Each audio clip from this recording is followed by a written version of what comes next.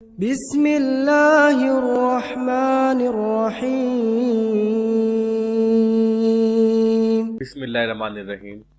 تمام حمد اللہ تبارک تعالیٰ کے لیے جو وحدہ لا شریک ہے، اور کروڑوں درود و سلام نبی پاک رحمت للعالمین صلی اللہ تعالیٰ علیہ وسلم پر، جو ہر مومن کے دل کا قرار اور سکون ہے، اور سلام ہو اہل بیت پاک پر، اصحاب پر اور اولیاء کرام پر۔ السلام علیکم ورحمۃ اللہ وبرکاتہ۔ آج کی پوڈ کاسٹ میں جو ہمارا موضوع ہے وہ اسلام اور جدید سائنس، یعنی کہ اسلام میں سائنس کی کیا تعلیمات چھپی ہے، یہی جاننے کی کوشش کریں گے۔ اور آج کے جو ہمارے خصوصی مہمان ہیں وہ عالم دین، فصاحت میں، بلاغت میں کمال نظر آتے ہیں، جو اپنے خیالات کا اظہار بڑی بے باکی سے کرتے ہیں، اور جب بات اسلام اور حقانیت کی آئے تو نڈر ہو کر اپنی بات رکھنے کا ہنر رکھتے ہیں۔ میری مراد محمد نور الہدا سنبھلی صاحب سے ہے۔ السلام علیکم ورحمۃ اللہ وبرکاتہ۔ وعلیکم السلام ورحمۃ اللہ تعالی وبرکاتہ۔ اور حضرت آپ خیریت سے ہیں؟ الحمدللہ، آپ فرمائیں کیسے؟ حضرت اسلام اور سائنس کس طریقے سے تعلق رکھتا ہے، جی اور اگر تعلق رکھتا ہے تو قرآن شریف کی کن آیت مبارکہ سے اس کا ثبوت ملتا ہے؟ جی دیکھیں، اسلام کا سائنس کے ساتھ تعلق بنیادی طور پر اس بنیاد پر قائم ہے کہ قرآن کریم اور اسلامی تعلیمات میں کائنات، انسان اور فطرت پر غور و فکر کی ترغیب دی گئی ہے۔ بے شک۔ قرآن کریم کی متعدد آیات موجود ہیں جن کو سائنس کی مختلف دریافتوں کے ساتھ ہم آہنگ پایا گیا ہے۔ قرآن کریم نے آج سے 1400 سال پہلے جو حقائق بیان کیے تھے وہ آج کی جدید سائنس سے تصدیق پا رہے ہیں، اور اسلامی تعلیمات میں علم حاصل کرنے اور تحقیق کرنے کی حوصلہ افزائی کی گئی ہے۔ بے شک بے شک۔ جیسا کہ اللہ کے رسول صلی اللہ علیہ وسلم کی حدیث پاک ہے، اللہ کے نبی صلی اللہ علیہ وسلم نے فرمایا کہ علم حاصل کرنا ہر مسلمان مرد اور عورت پہ فرض ہے۔ اس حدیث کی روشنی میں یہ بات بھی اچھی طریقے سے واضح ہوتی ہے کہ اسلامی تعلیمات میں علم کی جستجو کو ایک اعلیٰ مقام حاصل ہے، اور اس میں سائنس بھی شامل ہے۔ قرآن کریم کی کئی ایسی آیات ہیں جن میں سائنس کا ثبوت ملتا ہے۔ اچھا۔ میں ایسٹرونومی کی بات کروں، کائنات کا علم، کائنات کا علم جو ایسٹرونومی پڑھاتی ہے، یعنی سب سے بڑی تحقیق ایسٹرونومی کی جو سب سے بڑا نظریہ ہے وہ یہ ہے کہ کائنات پھیلتی چلی جا رہی ہے، کائنات وسیع ہوتی چلی جا رہی ہے۔ یہ سائنس کا نظریہ ہے، اور دنیا والوں کو نظریہ دیا کہ میں دیکھ رہا ہوں کائنات جو ہے یہ دن بدن پھیلتی چلی جا رہی ہے۔ اس کے اس نظریے کو بڑے بڑے سائنسدانوں نے پرکھا، جانچا تو بالکل حقیقت پر مبنی پایا، تو انہوں نے بڑے انعامات و اکرامات سے بھی اس کو نوازا، اور یہ بات واضح ہوئی کہ کائنات واقعی پھیلتی چلی جا رہی ہے۔ جی جی۔ یہ 1925 میں اس نے نظریہ دیا، لیکن ہم قرآن کریم کھولیں کہ قرآن کریم میں اس کا ثبوت ہے یا نہیں ہے، تو 1400 سال سے قرآن پاک میں ایسٹرونومی کا نظریہ موجود ہے۔ جی۔ اللہ فرماتا ہے وَالسَّمَاءَ بَنَيْنَاهَا بِأَيْدٍ وَإِنَّا لَمُوسِعُونَ۔ اللہ فرماتا ہے ہم نے اپنے دستے قدرت سے آسمان کو بنایا، اور ہم قیامت تک اس کو پھیلاتے رہیں گے۔ بے شک بے شک۔ اسی طریقے سے آپ دیکھیں، بگ بینگ کا نظریہ آپ دیکھ لیجئے، یعنی سائنس کہتی ہے کہ آسمان زمین ملے ہوئے تھے، آپس میں ملے ہوئے تھے، سورج، چاند، آسمان، زمین سب ملے ہوئے تھے۔ کوئی ایسا دھماکہ ہوا زوردار جس سے ساری چیزیں الگ الگ ہو گئی، آسمان الگ ہوا، زمین الگ ہوئی، سورج الگ ہوا، چاند الگ ہوا، ساری چیزیں الگ الگ ہو گئی۔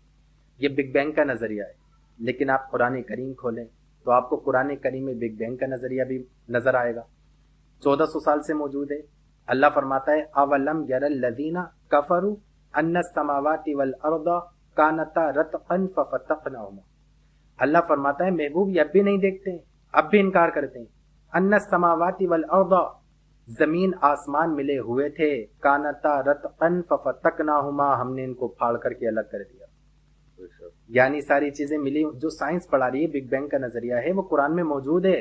اللہ فرماتے ہیں ساری چیزیں ملی ہوئی تھی، ہم نے ان کو پھاڑ کر کے الگ کر دیا۔ فتق عربی میں بڑے تیز دھماکے کو کہتے ہیں جس سے ساری چیزیں الگ الگ ہو جائیں۔ اچھا۔ اس طریقے سے آپ ایسٹرولوجی کو دیکھیے کہ قرآن کریم میں اس کا ثبوت ہے یا نہیں ہے، تو آپ پہلے ایسٹرولوجی کو پڑھیے، یعنی وہ کہتے ہیں کہ آسمان میں ایک جگہ ایسی ہے جس کو بلیک ہول کہا جاتا ہے، وہاں جا کر کے جو ستارے ہیں وہ فنا ہو جاتے ہیں، یعنی ستاروں کی عمر ہوتی ہے، جب ان کی عمر پوری ہو جاتی ہے تو وہ وہاں جا کر کے ختم ہو جاتے ہیں۔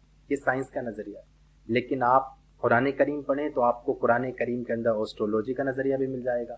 اللہ فرماتا ہے فلا اقسم بمواقع النجوم، قسم ہے ان جگہوں کی جہاں جا کر کے ستارے فنا ہو جاتے ہیں۔ جی تو قرآن کریم کی کئی ایسی آیات ہیں جن میں سائنس کا ثبوت ملتا ہے، جیسے میں نے ایسٹرونومی کا نظریہ آپ کے سامنے رکھا اور قرآن کی آیاتیں رکھی، قرآن پاک کی آیتیں آپ کے سامنے رکھی۔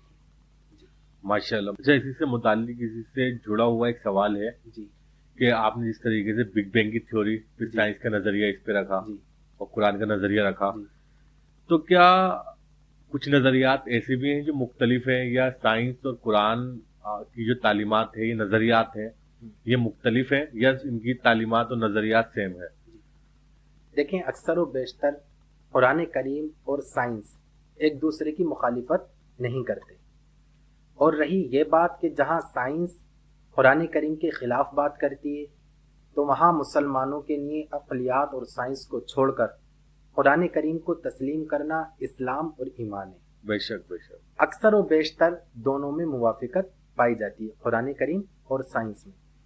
اور اسلامی تعلیمات میں کائنات، زمین اور انسان کی تخلیق کے متعلق جو معلومات دی گئی ہے ان میں سے کئی نکات جدید سائنس کے ساتھ ہم آہنگ ہیں، اچھا۔ اور اسلام اس بات کی تلقین کرتا ہے کہ انسان کو علم و تحقیق کے ذریعے اللہ کی نشانیوں کو سمجھنا چاہیے اور اپنی عقل کا استعمال کرنا چاہیے۔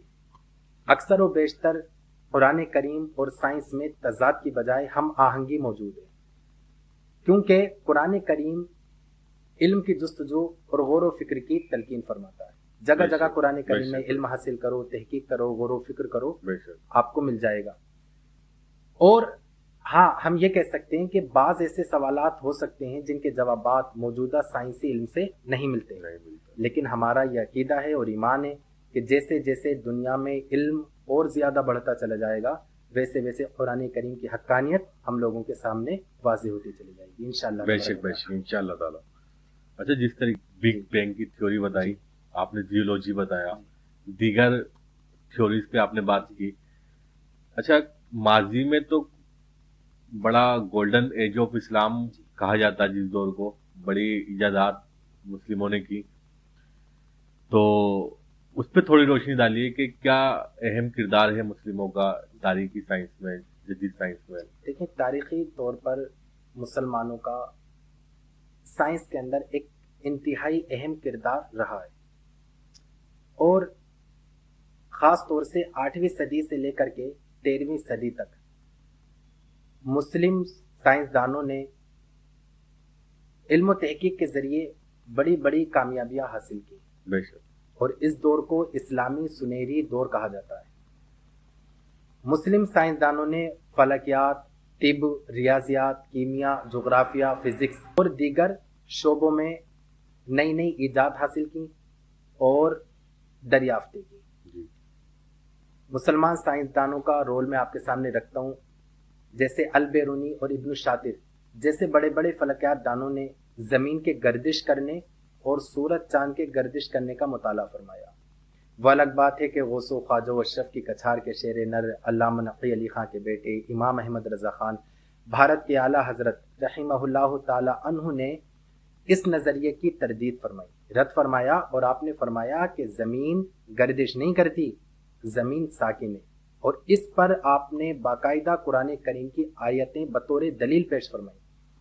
اسی طریقے سے میں آپ کو بتاؤں، ابن سینا، ان کی تصنیف القانون فی الطب، جو کہ صدیوں تک طب کی ایک بنیادی کتاب مانی جاتی رہی، انہوں نے بیماریوں کی تشخیص فرمائی اور ان کے علاج کے اصول بتائے۔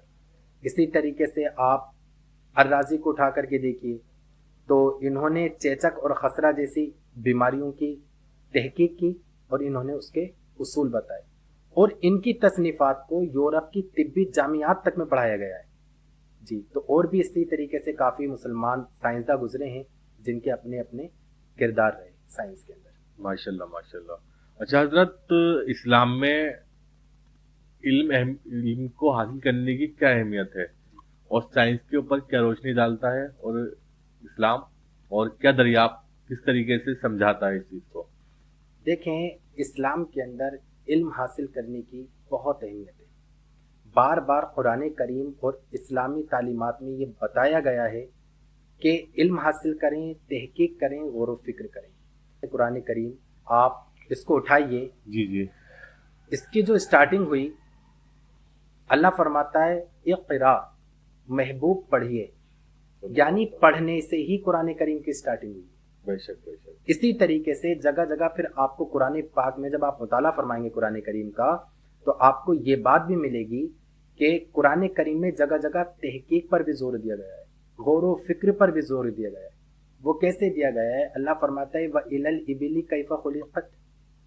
کیا یہ اونٹوں کی طرف نہیں دیکھتے کہ اونٹوں کی کس طرح تخلیق کی گئی ہے؟ جی جی. تو آپ دیکھیں یہاں پر نظریہ دیکھیں قرآن کریم کا، غور و فکر کی طرف توجہ دلائی گئی، غور و فکر کی طرف توجہ دلائی گئی. اور سائنس بھی آج کے دور میں اس بات کو مانتی ہے کہ اونٹوں کی تخلیق جو ہے یہ ساری مخلوقات میں سب سے الگ کی گئی.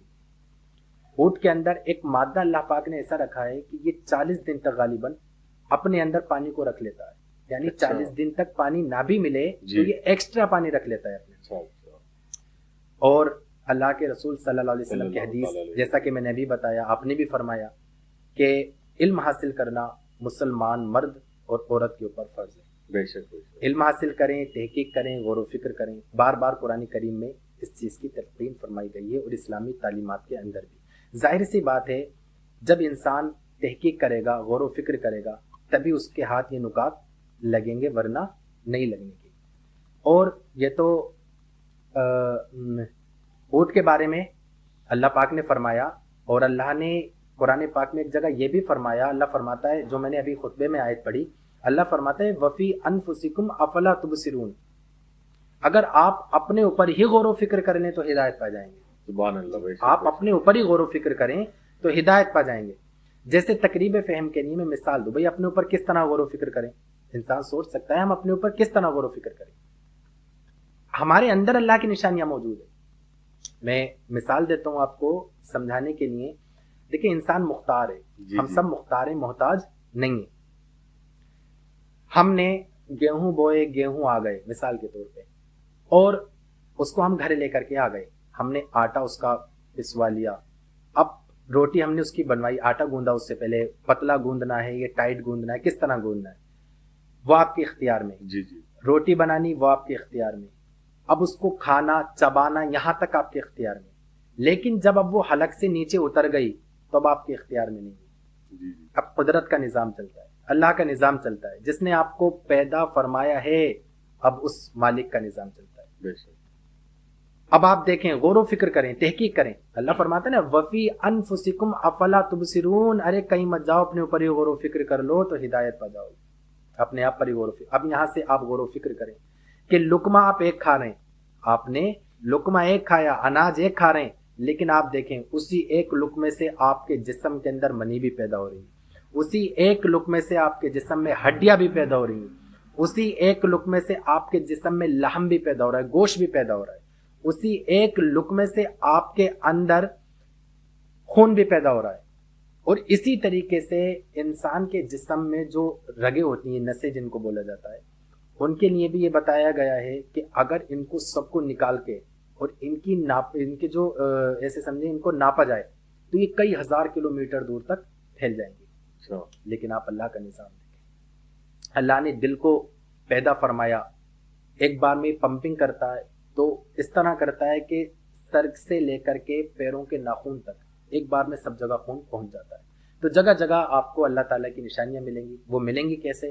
اللہ نے قرآن میں بتایا کہ آپ تحقیق کریں، غور و فکر کریں. سبحان اللہ. تو علم حاصل کرنا تو بہت بڑی بات ہے، اور اس میں بار بار تلقین فرمائی گئی اسلام کے اندر کہ بھائی علم حاصل کریں. جی ماشاء اللہ، آپ نے بہت خوبصورت انداز میں میرے سوالاتوں کے جواب دیے. جی جزاک اللہ. آج کی پوڈ کاسٹ میں ہم نے جانا کہ اسلام میں سائنس کے بارے میں کیا رہنمائی فرماتا ہے، اور بہت ہی خوبصورت انداز میں حضرت ہمیں سوالوں کے جواب دے رہے تھے. اور अगर आपको वीडियो अच्छी लगे तो लाइक, कमेंट, शेयर और सब्सक्राइब करना ना भूलें। और अगर आप चाहते हैं कि आपके बताए हुए टॉपिक पर हम वीडियो बनाएं तो आप हमें कमेंट्स कर सकते हैं। और आपके जहन में कोई भी दीन से मुतालिक सवालात आते हैं, मसाइल पूछने हैं, तो आप हमें कमेंट कर सकते हैं। इंशाल्लाह अगली वीडियो में आपके नाम के साथ वो सवाल किया जाएगा। अस्सलाम वालेकुम व रहमतुल्लाहि व बरकातुहू।